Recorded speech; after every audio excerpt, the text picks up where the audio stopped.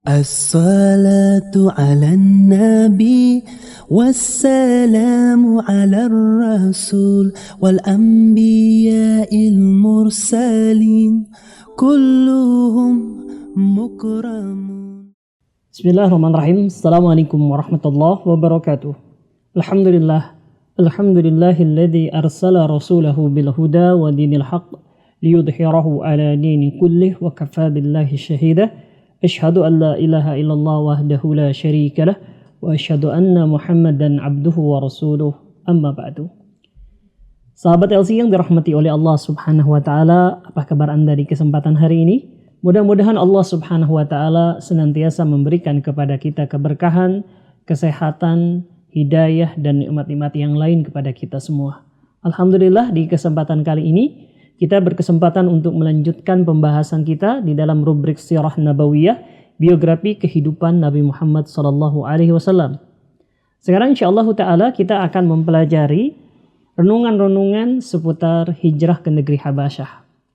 Di pertemuan yang lalu kita sudah membahas yaitu pemilihan Habasyah oleh Nabi Muhammad SAW sebagai negeri tempat berhijrahnya sebagian para sahabat. Yaitu 14 orang atau belasan orang ya, karena memang riwayat yang menyebutkan jumlah para sahabat yang hijrah ke negeri Habasyah ini cukup beragam. Ada yang mengatakan 12, ada yang mengatakan 13, ada yang mengatakan 14. Belasan para sahabat Nabi Muhammad SAW ditunjukkan oleh Nabi Muhammad SAW untuk pergi ke suatu negeri, yaitu negeri Habasyah, sebuah negeri yang berada di sisi timur ya, atau sisi tengah timur dari benua Afrika ya.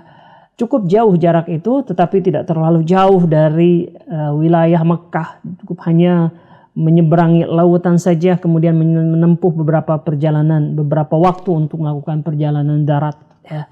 Nah, kemarin kita sudah membahas tentang alasan ataupun hikmah di balik pemilihan negeri Habasyah sebagai tempat hijrahnya para sahabat ridwanullah alaihim ajma'in. Di antaranya bahwa di negeri Habasyah itu ada seorang raja yang bernama Najasyi yang karakternya adalah adil, tidak suka menzalimi, membela orang-orang yang teraniaya, orang-orang yang lemah. Dan itulah keadaan para sahabat ridwanullah alaihim ajma'in dan juga Nabi Muhammad SAW ketika beliau berdakwah di kota Mekah. Dengan demikian, ketika mereka sampai di sana, mereka pasti akan mendapatkan perlindungan dari Raja Najasyi tersebut. Kemudian juga bahwa negeri Habasyah itu beragama Nasrani, di mana agama Nasrani waktu itu ya lebih dekat kepada kaum muslimin dibandingkan dengan orang-orang musyrik yang sangat bengis, jahat ya kepada orang-orang yang bertauhid kepada Allah Subhanahu wa taala. Kemudian negeri Habasyah diantaranya juga adalah negeri yang merdeka, yang tidak bergantung kepada kekuasaan, wilayah ataupun juga imperium yang lainnya. Yang kalau seandainya walaupun ada seorang raja yang adil, yang tidak menyukai kezaliman, tapi tidak merdeka, tidak independen, bisa saja kemudian perlindungannya itu dicabut karena tekanan dari yang lain. Tapi itu tidak terjadi pada Najasyi karena kerajaan Habasyah adalah kerajaan yang independen, merdeka, bebas dari intervensi di yang lainnya. Ya. Nah, berdasarkan di antara kelebihan-kelebihan itulah Nabi Muhammad SAW memerintahkan kepada para sahabat untuk berhijrah. Maka hijrahlah belasan orang dari sahabat ridwanullah alaihim ajma'in, yang di antara mereka ini adalah perwakilan dari kabilah-kabilah besar di tengah-tengah masyarakat Quraisy. Ada dari Bani Mahzum, ada dari Bani Umayyah, dan juga ada dari Bani Hashim dan kabilah-kabilah yang lainnya.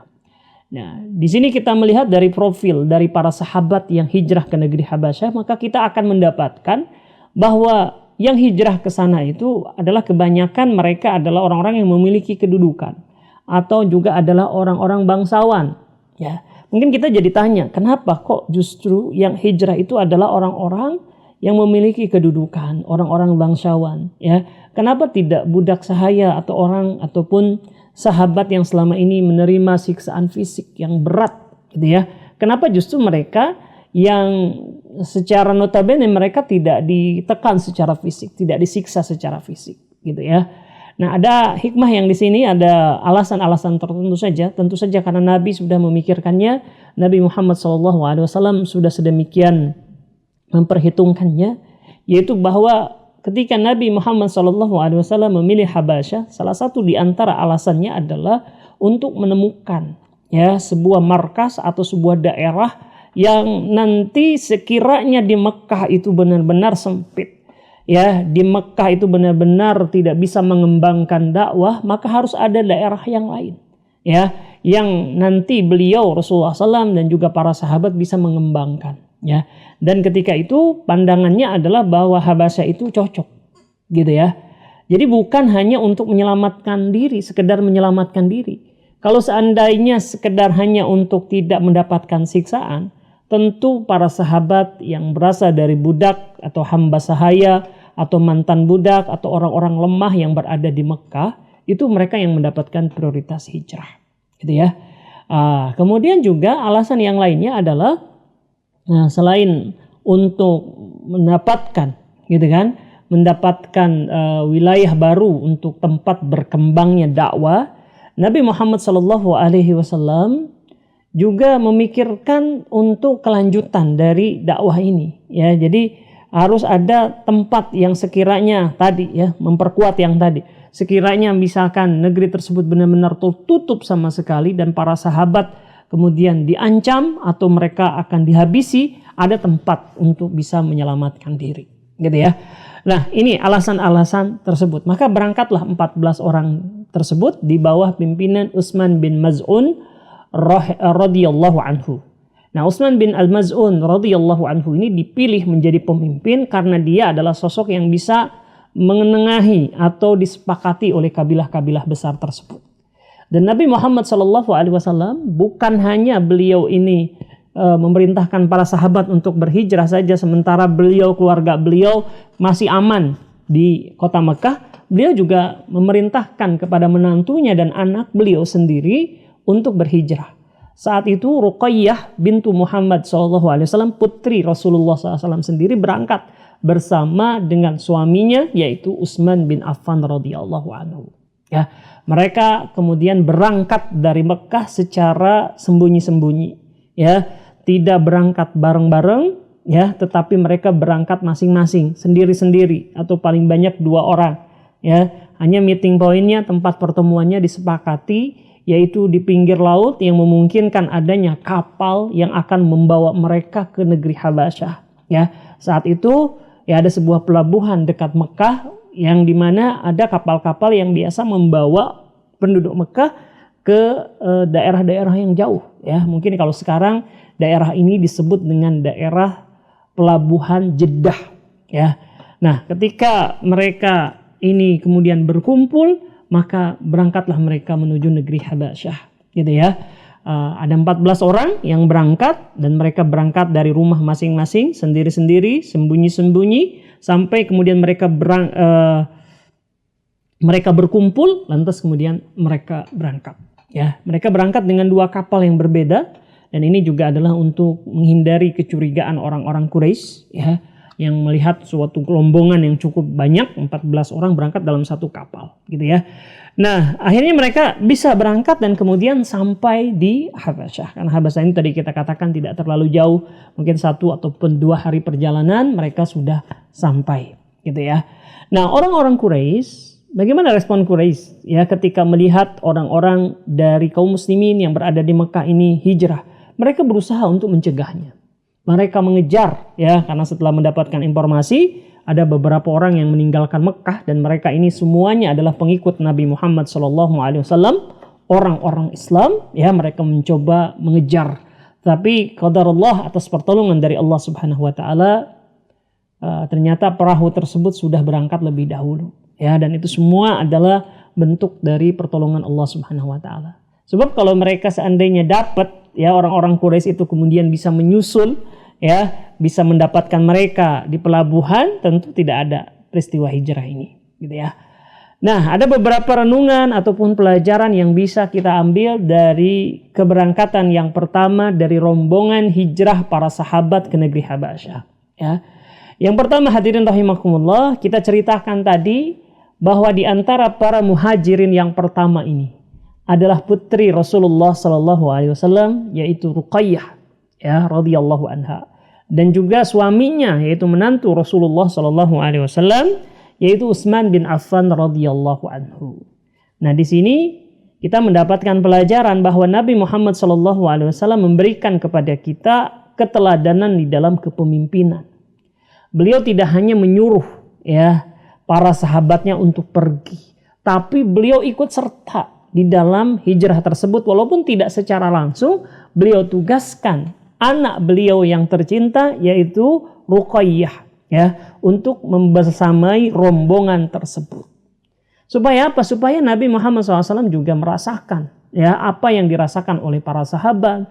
Kemudian informasi-informasi yang lainnya juga bisa didapatkan dari Ruqayyah dan juga menantu Nabi Muhammad SAW. Ya, beliau juga merasakan kerinduan, kesedihan karena harus berpisah dengan orang-orang yang tercinta, yaitu menantu dan juga putri beliau. Ya, kemudian juga di situ juga yang ikut serta diantaranya adalah Ja'far bin Abi Thalib. Ya, yang Ja'far bin Abi Thalib ini adalah sepupu Nabi Muhammad Sallallahu Alaihi Wasallam, gitu ya. Kemudian juga bersama istrinya, ya Ja'far juga berangkat bersama istrinya yang bernama Asma bintu Umais radhiyallahu anhum, ya radhiyallahu anha. Nah, kemudian ya yang lainnya yang berangkat diantaranya adalah dari kabilah Bani Zuhrah, ada Abdurrahman bin Auf, ya kemudian Zubair bin Awam dari kabilah Bani Asad, ya kemudian ada Abu Hudzaifah ibnu Utbah dari Bani Abdisyam, ya. Kemudian Mus'ab bin Umair dari Bani Abdiddar, ya, dan beberapa orang yang lainnya. Ya, jadi beliau merasakan bagaimana harus berpisah dengan orang yang beliau cintai, yang beliau kasihi, yaitu putri dan juga menantu beliau. Gitu ya. Jadi beliau sebagai pemimpin merasakan apa yang dirasakan oleh para sahabatnya dari penderitaan, dari kerinduan dan yang lainnya.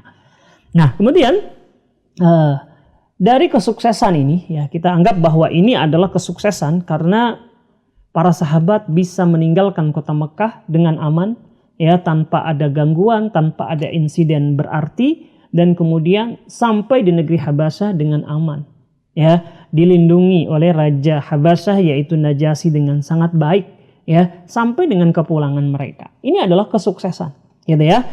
Nah, di sini kita lihat bahwa Rasulullah SAW dan kaum muslimin untuk merealisasikan, ya untuk mencapai kesuksesan hijrah tersebut, rupanya mereka, yaitu Rasulullah SAW dan para sahabat, telah mengambil semua jalur, semua cara untuk bisa menjamin kesuksesan hijrah tersebut.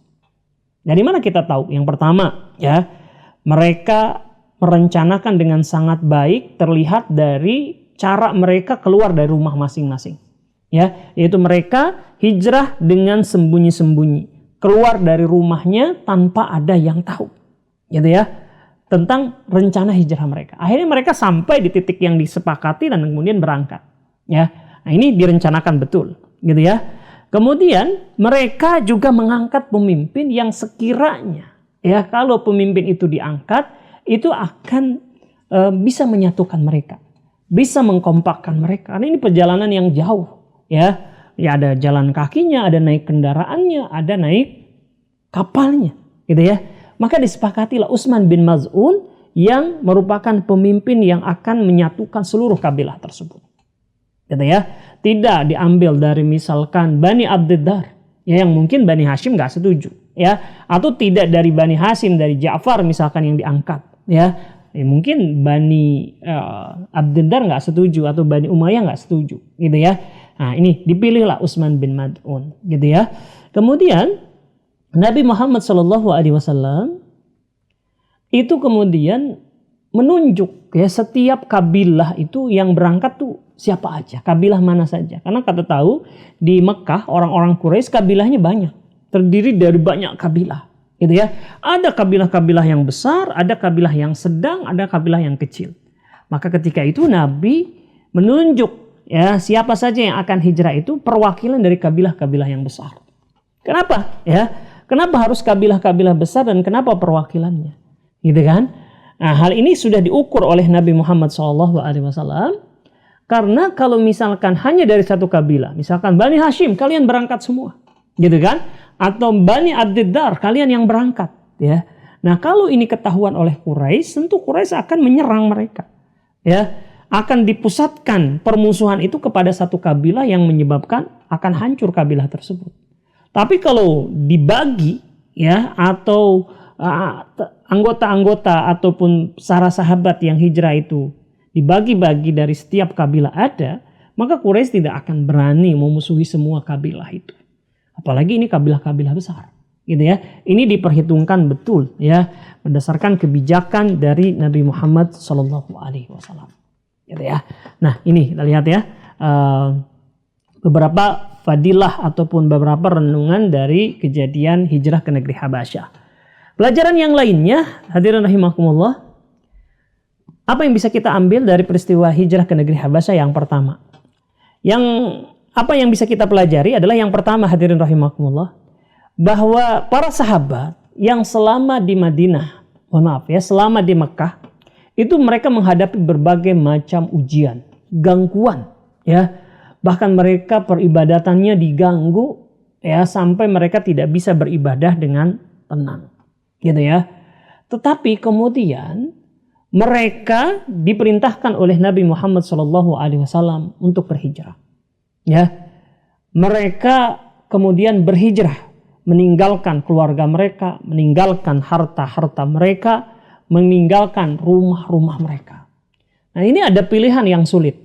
Ya, apakah mereka harus memilih akidah dan mereka meninggalkan harta, rumah mereka, kemudian keluarga mereka? Gitu ya. Ini pilihan yang pertama. Pilihan yang kedua adalah mereka tetap bisa menikmati harta mereka. Mereka tetap bisa berada di rumah-rumah mereka bersama keluarga-keluarga mereka. Tapi ibadah nggak tenang. Ya, tidak bisa menampakkan syiar-syiar Islam. Gitu ya. Dengan segala kemaksiatan dan pelanggaran yang dilakukan oleh orang-orang jahiliyah, ya, orang-orang kafir Quraisy. Mana yang mereka harus pilih? Gitu ya. Ternyata mereka memilih, mereka bisa atau mereka akan memilih meninggalkan harta, rumah mereka, keluarga mereka demi menyelamatkan iman. Ya, demi kebebasan di dalam beragama. Itulah, ini adalah pengorbanan para sahabat. Ya, tentu kita yang belum pernah melaksanakan hijrah, ya, mungkin tidak bisa merasakan beratnya seperti yang dialami oleh para sahabat. Tapi para sahabat begitu Nabi Muhammad SAW memerintahkan, mereka tanpa ragu sedikit pun. Ya, ini pelajaran dari para sahabat. Ya. Kemudian yang kedua, hadirin rahimakumullah, ketika Rasulullah SAW memilih negeri Habasyah untuk tempat berhijrah para sahabat, karena di dalamnya ada seorang raja yang adil, yang tidak akan menzalimi, bahkan akan membela mereka, melindungi mereka. Ini juga ada hukum fikih, ya, ada hukum-hukum Islam yang bisa kita ambil dari pelajaran ini. Yaitu bolehnya seseorang muslim, ya, itu meminta perlindungan kepada orang-orang non-Islam, ya, kepada orang yang beragama lain, selama, ya, tidak ada paksaan, selama tidak ada keharusan untuk merubah akidahnya. Dan itulah yang dilakukan oleh Najasyi, ya. Dia siap melindungi kaum muslimin, dia melindungi orang-orang Islam tanpa mengganggu akidah kaum muslimin. Bahkan dia belajar, ya, dari, nanti kita akan ceritakan, dia belajar dari Ja'far bin Abi Thalib, ya, akidah Islam. Jadi dia bertanya, gitu kan? Ini adalah raja yang adil. Ya, jadi boleh kita untuk meminta pertolongan, perlindungan, ya, termasuk kepada orang-orang non-Islam, ya, jika tidak ada harga yang harus dibayar berupa merubah akidah, ya, tidak masalah. Ya, dan itu juga nanti dilakukan oleh Nabi Muhammad SAW ketika beliau terdesak, ya, di periode terakhir, periode Mekah. Beliau mendatangi kabilah-kabilah, ya, menawarkan Islam kepada mereka. Kalau mereka tidak mau masuk Islam, maka Nabi meminta perlindungan kepada mereka. Nah, mereka belum masuk Islam, mereka masih beragama kesyirikan. Gitu ya. Nah, ini menunjukkan boleh, dan itu dipraktekkan langsung oleh Nabi Muhammad SAW. Pelajaran yang lain, ya, dari kisah hijrah para sahabat ridwanullah alaihim ajmain ini adalah mereka telah merencanakan dengan sebaik-baiknya ya kepergian mereka untuk berhijrah ke negeri Habasyah. Tadi kita ceritakan bagaimana mereka berangkat sembunyi-sembunyi, memesan kapal ya, kemudian titik pertemuannya di mana itu sudah direncanakan dengan sangat baik ya. Mereka sudah menempuh sebab-sebab ya dan usaha-usaha. Ini menunjukkan ya bahwa ketawakalan kepada Allah Subhanahu wa taala itu penting ya. Tetapi ketawakalan kepada Allah Subhanahu wa taala ini juga mengharuskan kita menempuh sebab dan usaha-usaha untuk kesuksesan itu. Gitu ya. Karena lihat bagaimana Rasulullah SAW dan para sahabatnya, mereka adalah orang-orang yang paling bertawakal kepada Allah. Tetapi ya mereka tetap merencanakan dengan sebaik-baiknya. Mengusahakan gitu ya. Setiap langkah-langkahnya ditempuh dengan sangat baik. Ya. Dan ini pernah disampaikan oleh Nabi Muhammad SAW bahwa Anas bin Malik meriwayatkan bahwa suatu hari ada orang yang mendatangi Nabi Muhammad SAW. Ya, mendatangi Nabi lantas bertanya, wahai Rasulullah, apakah aku harus mengikat untaku? Ya, sementara aku bertawakal kepada Allah Subhanahu wa taala. Atau aku cukup lepaskan saja, ya, dan kemudian bertawakal kepada Allah Subhanahu wa taala. Ya. Kalau saya bertawakal itu gimana ya Rasulullah? Sudah gitu. Apakah saya harus mengikatnya, ya? Atau saya karena saya bertawakal, ya sudah saya saya akan lepaskan saja begitu. Apa kata Nabi Muhammad SAW? Beliau mengatakan, "Iqilha wa tawakkal." Ya, ikatlah olehmu unta tersebut dan bertawakallah kepada Allah.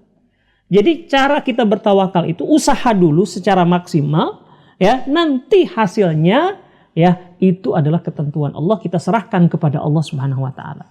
Para sahabat berangkat dari rumah masing-masing, sewa ya kapalnya, sewa penunjuk jalannya, ya ditentukan tempatnya.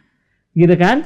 Nah, hasilnya sukses, ya. Hasilnya sukses dan hasilnya itu tentu saja adalah atas kehendak Allah Subhanahu wa taala. Gitu ya. Ini menunjukkan bahwa cara kita bertawakal itu tempuh dulu sebab-sebab kesuksesannya, hasilnya kita serahkan kepada Allah, kita doakan kepada Allah Subhanahu wa taala. Nah, ini pelajaran yang lainnya. Pelajaran yang lainnya ya atau pelajaran selanjutnya dari peristiwa hijrah ke negeri Habasyah adalah kita lihat bahwa para sahabat ya, kendati mereka adalah orang-orang yang aman di tempat-tempat mereka, di rumah-rumah mereka. Gitu ya, karena mereka tadi kita katakan para bangsawan tidak mendapatkan gangguan fisik, ya, disuruh berangkat hijrah, ya, ke negeri yang sangat jauh, jalan kaki, naik kendaraan, naik kapal, ya, ada ancaman orang-orang Quraisy akan memberhentikan mereka, bahkan menghukum, bahkan membunuh mereka, tapi mereka tetap berangkat, ya. Ini menunjukkan bagaimana respon para sahabat atas perintah Allah dan Rasulnya, ya. Udah saya mah aman, gak usah pergi. Enggak begitu. Mereka begitu berkatakan, kata Nabi, berangkat kalian ke negeri Habasyah, mereka berangkat. Ya, itulah respon luar biasa para sahabat kalau diperintahkan oleh Allah dan Rasulnya. Ya.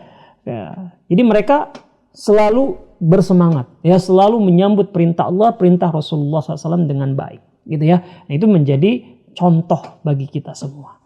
Kemudian pelajaran yang lainnya adalah pentingnya kita membuat perencanaan, ya, ketika di dalam peribadatan kepada Allah, di dalam rangka mengajak orang ya kepada jalan agama Allah Subhanahu wa taala, ini perlu untuk direncanakan. Ya, ini adalah sebagai salah satu bentuk tawakal kita. Ya, kita misalkan kita ingin membuat suatu kampung atau sebuah masyarakat menjadi lebih Islami. Ini harus langkah-langkahnya harus langkahnya harus benar-benar dihitung, ya, langkahnya harus diprogramkan. Gitu ya, bagaimana misalkan kita mengajak anak-anak kecilnya, ibu-ibunya, program apa saja yang sekiranya ini akan membuat mereka antusias terhadap program-program dakwah kita.